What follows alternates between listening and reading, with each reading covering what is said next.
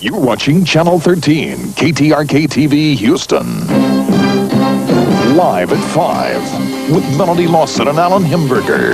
Now, live at 5. Well, today is World AIDS Day, a day recognized worldwide to remember the untold millions of AIDS victims. And here in Houston, there are a number of events going on so people could mourn, remember, and make people aware that there is still no cure for this deadly disease.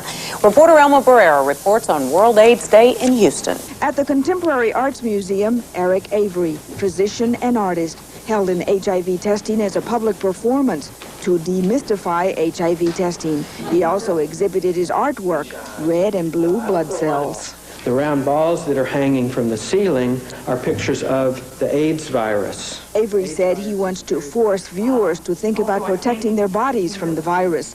Those who were tested told us why they did it publicly. This is for Carl, who died in 1986, and for John, who died in 1988. These people were all creative forces in my life, people who loved beauty. I'm Elma Barrera, 13 Eyewitness News. For the Mary Ryan performance, I wallpapered the gallery with a linocut print of my peripheral blood smear.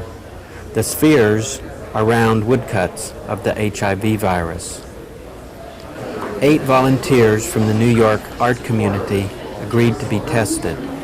All were pre-test counseled before the event. The blood testing was done according to New York State guidelines. And although the blood drawing was done publicly, the test results were given confidentially to each participant a week after the event by Dr. Philip Muskin. The event was structured in 3 parts. I am a medical doctor. I'm the AIDS psychiatrist at the University of Texas Medical Branch in Galveston. The blood drawers were a plastic surgeon and a psychiatrist. That's my friend Sue Coe. The Art World participants were dressed in black.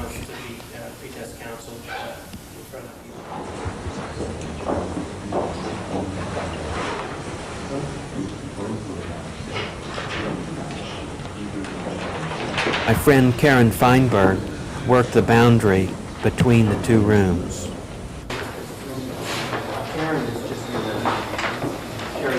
The blood room was a clinical art space.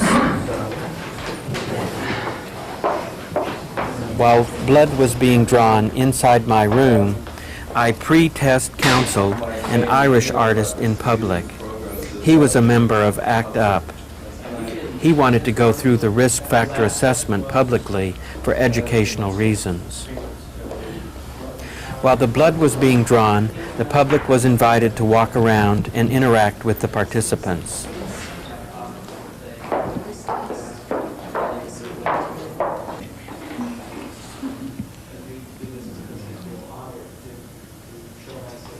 After the blood drawing, Dr. Jane Petro and I answered questions about HIV. It was a medical lecture.